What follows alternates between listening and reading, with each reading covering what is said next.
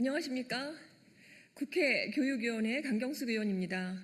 저는 지난 2월 18일 20시경 전북 익산의 한 고등학교 남학생이 같은 학교 신규 여교사에게 신체 주위 부위 사진과 성희롱성 메시지를 보낸 사건에 대해서 강력하게 규탄하고 관련 기관의 합당한 조치를 촉구하고자 이 자리에 섰습니다. 이번 사안은 사이버 성폭력으로서 매우 충격적인 교권 침해 사건입니다. 그런데 교육활동 시간이 아니다라는 이유로 제도적 보호를 받지 못한 어처구니 없는 상황이 진행 중입니다. 벌써 서희초 사태와 제주 교사 사건을 잊은 건 아닌지, 그 현실을 고발하고 교육당국에서 이를 바로잡아야 함을 촉구하고자 이 자리가 마련되었습니다.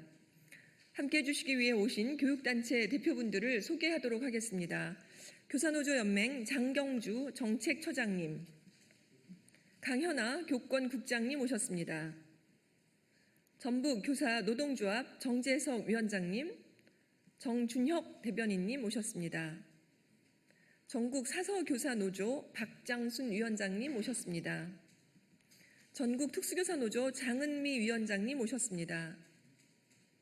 경기교사노조 이지혜 연대사업국장님 오셨습니다. 충남교사노조 이지윤 교권국장님 오셨습니다. 중등교사노조 왕건환 연대협력국장님 오셨습니다. 낭독 후에는 강현아, 이지윤, 왕건환님께서 자유발언해 주시겠습니다. 상식적인 말이지만 교육활동은 교실과 수업 시간에만 국한되지는 않습니다. 학생과 학부모 상담, 생활지도, 정서적 지원 등이 있고 이는 메신저, SNS 등 디지털 매체를 통해 거의 모든 시간, 실시간에 걸쳐 지속적으로 이루어집니다. 이를 포괄해 교육활동이라고 하는 것이고 모두 교육적 행위입니다.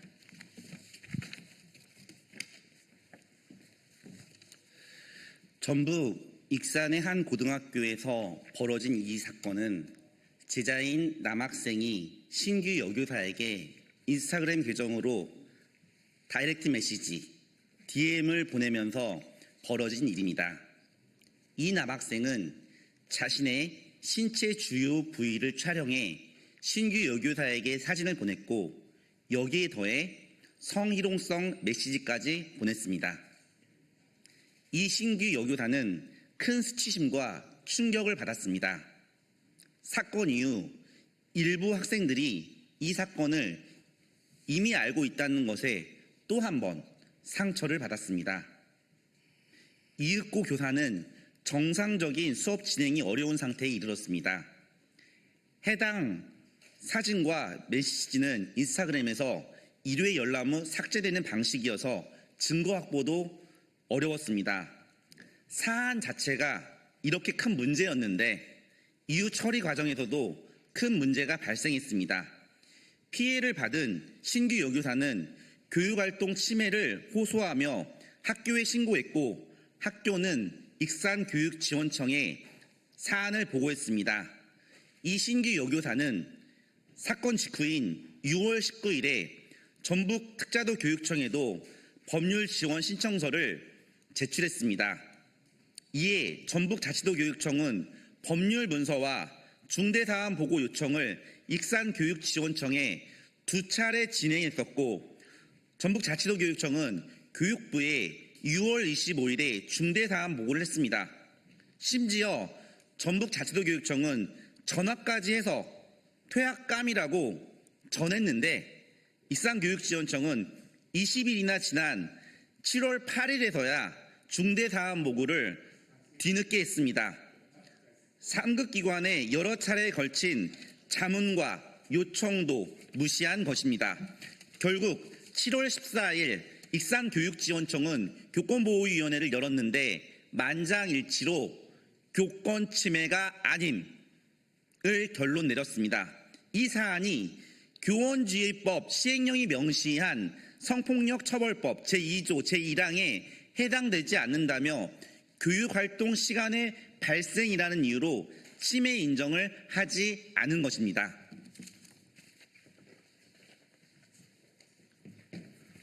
익산교육지원청과 전북교육청에 묻습니다. 이 사안이 중대한 성폭력 사안이 아닙니까? 이 사안이 교육활동 침해 행위가 아닙니까? 지금 대한민국에서 SNS를 안 쓰는 사람이 어디 있으며 교육활동 침해가 성립이 안 된다는 근거가 어디 있습니까? 이는 피해 교사의 고통뿐만 아니라 현장 교사의 현실을 철저히 외면한 판단입니다. 교육활동 침해로 인정되지 않을 경우 피해 교사는 상담, 치유, 휴식 등 적절한 회복 지원을 받지 못하며 가해 학생에 대한 교육적 조치나 징계도 어렵습니다. 교육부와 전북교육청 그리고 익산교육지원청에 다시 묻습니다. 큰 충격과 아픔을 겪은 이 교사는 어떻게 해야 합니까? 누가 어떻게 책임을 져야 하는 것입니까? 교사 홀로 감당해야 합니까? 중대사건도 교육활동 침해도 아니라면 과연 어떤 사안이 중대사안이라고 교육활동 침해라고 할 수 있겠습니까? 지금 교육 현장은 교사에 대한 침해가 일상적으로 발생하고 있는 매우 위태로운 상황입니다. 교사들은 수업 외 시간에도 학생 상담과 생활 지도를 위하여 문자, SNS 등 다양한 채널을 활용하고 있습니다. 그 과정에서 교사들은 성희롱, 모욕, 위협 등에 노출되어 있습니다. 해당 교육지원청은 2024년도에 14회, 올해는 현재까지 6회의 교권보호위원회를 개최했었습니다. 그러나 교권 침해로 판정된 결과는 단 한 차례도 없었습니다. 또한 2년 전에는 유사한 성추행 사건이 발생했으나 교권보호위원회조차 없었던 사실도 있습니다.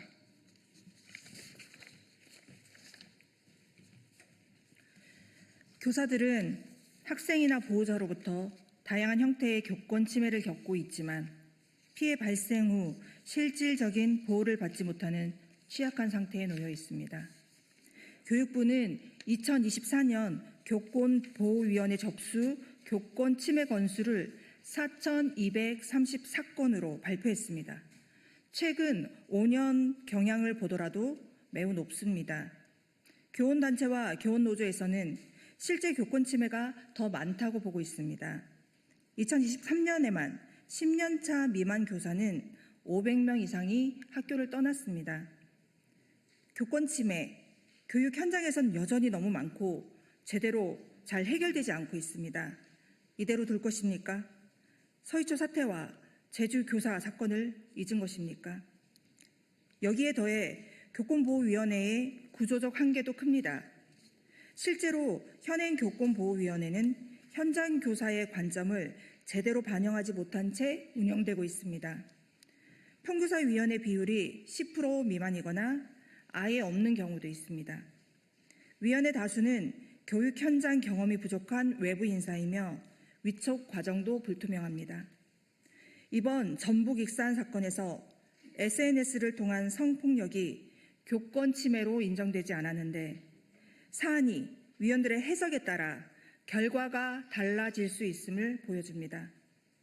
또한 교권보호위원회가 정작 교사를 보호하기 위한 조직임에도 불구하고 실제로는 교사를 보호하지 못하는 현실을 그대로 보여주는 사례가 될 것입니다. 교권보호위원회가 교권침해위원회가 되는 우픈 현실입니다. 교권보호위원회는 단순한 심의기구가 아니라 교사를 보호하는 마지막 보루이자 유일하게 기댈 수 있는 제도적 장치입니다. 위원회 구성의 전문성 강화, 평교사 비율 확대, 위촉 과정의 투명화, 이런 기준의 현실화 없이는 제도에 대한 신뢰 회복은 불가능합니다.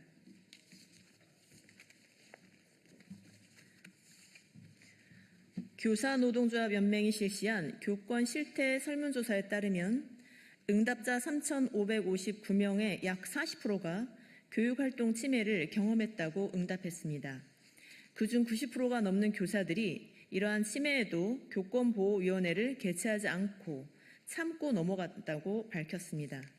심의가 이뤄진 경우에도 절반에 가까운 교사들이 그 결과가 타당하지 않았다고 평가했습니다. 현재 가장 시급한 과제로 교사들은 아동복지법, 교원지휘법, 학교안전법상 교육활동 범위 등 관련 법령과 그에 따른 매뉴얼이 실제 교육 현장의 어려운 상황을 반영하지 못한다고 응답했습니다. 현행 학교안전법과 같은 법 시행령은 교육활동을 수업시간과 교실 중심으로 한정하고 있는 한계가 있습니다. 수업시간 외 SNS를 이용한 성희롱, 괴롭힘 역시 교육활동 침해로 인정받아야 하고 필요하다면 법 개정도 해야 합니다. 이제는 교사를 실질적으로 보호할 수 있도록 교권보호 기준과 절차, 관련 법령과 시스템 전반을 다시 점검하고 전면적으로 개편할 시점입니다.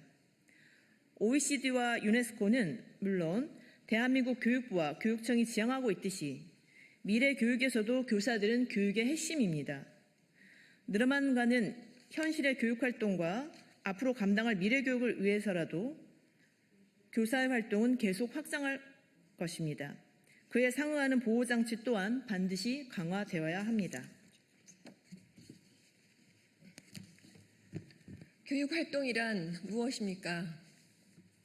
교사의 노력이 인정되지 않고 교권 침해로부터 제대로 보호받지 못한다면 그 어떤 교육도 지속될 수는 없을 것입니다.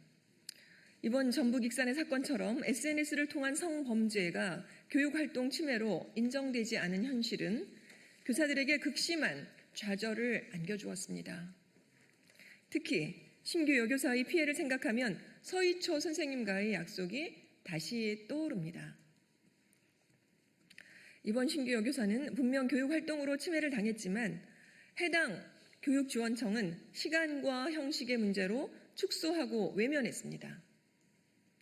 이 자리를 빌어 이번 사건이 한 명의 교사의 고통을 넘어 대한민국 교사 모두에게 해당된다는 말씀을 드리지 않을 수 없습니다. 저는 익산교육지원청의 교권보호위원회 결과를 강력하게 규탄합니다. 교육부와 전북교육청 그리고 전체 교육당국에도 촉구합니다. 이 사안에 대해서 전향적인 자세로 최대치로 임해줄 것을 촉구합니다. 교육당국은 이번 사안이 매우 중대하다는 점을 다시 한번 인지하시고 교육부와 전북교육청의 철저한 진상 파악과 합당한 사후 조치와 제도 개선을 강력하게 촉구합니다. 감사합니다. 자, 이어서 자유발언하도록 하겠습니다.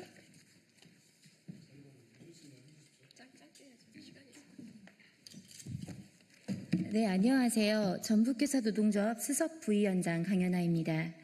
저는 오늘 이번 디지털 성범죄 사건의 피해 선생님과 함께 나눈 이야기를 바탕으로 그 목소리를 대신 전하고자 이 자리에 섰습니다. 처음 이 사안을 접했을 때 익산교육지원청이 내린 교육활동 침해 아님이라는 결정을 도저히 납득할 수 없었습니다. 피해 선생님은 학생들의 동기 유발과 상담 등 교육적 선의를 가지고 SNS 계정을 운영해 왔습니다.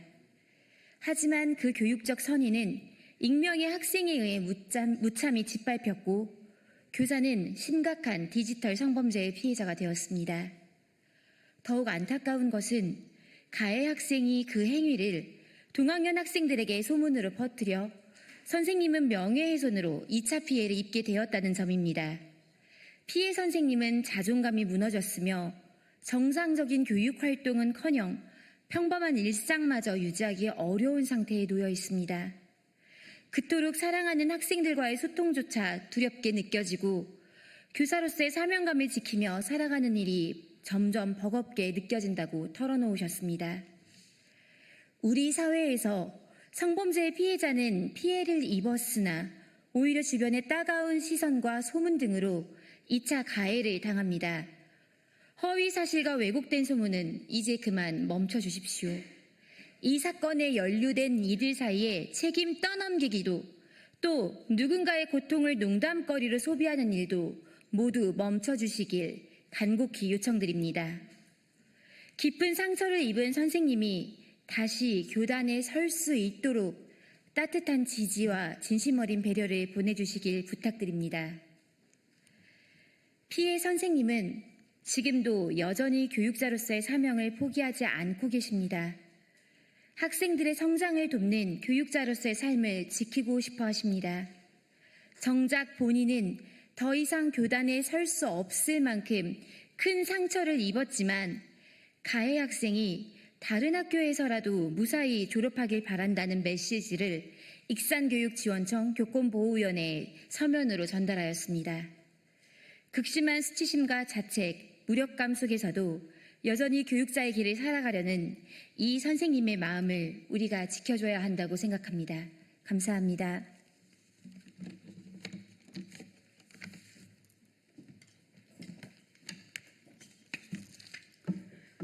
안녕하십니까. 충남교사노조 교권국장 이지윤입니다. 최근 전북에서 발생한 교권 침해 사건은 대한민국 교육 현장의 현실을 다시금 적나라하게 드러냈습니다. 이는 특정 지역만의 문제가 아닙니다. 제주에서는 교사가 학생에게 강제추행을 당했지만 교권보호위원회는 고작 학생에게 사회봉사 10시간이라는 솜방망이 조치를 내렸습니다. 충남의 한 중학교에서도 다수의 학생이 의도적으로 단체 채팅방을 만들어 교사를 모욕하고 수업 방해를 공모 실행한 유사한 사건이 있었습니다. 뿐만 아니라 교육활동 중인 교사를 몰래 촬영하여 6개의 SNS 공개 계정을 통해 조롱과 성적 수치심을 유발하는 게시물을 지속적으로 올렸습니다. 그러나 교권보호위원회가 내린 처분은 고작 평균 출석정지 3일에 불과했습니다. 피해 교사는 여전히 극심한 정신적 고통과 트라우마에 시달리고 있습니다. 현재 교권보호위원회의 가장 큰 문제는 심의 결과가 위원 구성과 역량에 따라 천차만별이라는 점입니다. 위원회 구성의 전문성과 공정성이 심각하게 부족하며 교원위원회에 아예 없는 경우도 존재합니다. 특히 교권 침해가 인정되면 교사는 그 조치에 대해 행정심판을 청구할 수 없지만 학생이나 보호자는 언제든지 본인에게 내려진 처분에 불복해 행정심판을 청구할 수 있습니다. 이처럼 불균형한 구조 속에서 위원들은 많은 부담을 안고 결정을 내립니다. 충남교사노조는 교권보호위원회의 근본적인 개혁을 강력히 요구합니다. 심의 기준을 명확히 하고 위원회의 결정이 객관성과 일관성을 가질 수 있도록 전문성 있는 구성과 제도 정비가 필요합니다. 특히 교원위원회에 반드시 포함시키고 교원단체가 추천한 위원이 법적으로 참여할 수 있도록 보장해야 합니다. 무엇보다 교사 또한 심의 결과에 대해 불복할 경우 행정심판을 청구할 수 있는 권리가 보장되어야 합니다. 교육부는 교권 침해에 대해서는 무관용 원칙으로 대응하겠다고 밝혔지만 실상은 교사에게 또 다른 행정적 부담과 고통만을 안기고 있습니다. 결과가 상황의 무게에 비해 가볍게 느껴진다면 그 제도는 존재 의미를 잃습니다. 교사가 안전하고 존중받는 교육 환경을 만들기 위해 법과 제도의 실질적 개선이 필요합니다. 감사합니다.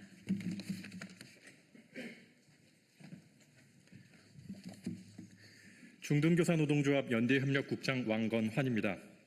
현행 교원지휘법 제19조는 교육활동 중인 교원에 대한 침해를 규정하지만 교육활동 중이라는 개념은 정의조차 되어 있지 않습니다. 지금까지는 학교안전법의 보상 기준을 빌려 쓰고 있지만 안전사고 보상 기준을 교권보호의 기준으로 쓸 수는 없습니다. 우리는 제안합니다. 제19조에서 교육활동 중이라는 불필요한 제약을 수정해 주십시오. 그리고 통신매체를 이용한 음란행위, 불법 정보 유통, 날로 심각해지는 성폭력 범죄, 명예훼손, 모욕, 협박, 스토킹, 악성 민원 등의 교권 침해에 시공간을 불문하고 대응할 수 있도록 법을 개정해 주십시오. 이것으로 기자회견을 마치겠습니다. 고맙습니다.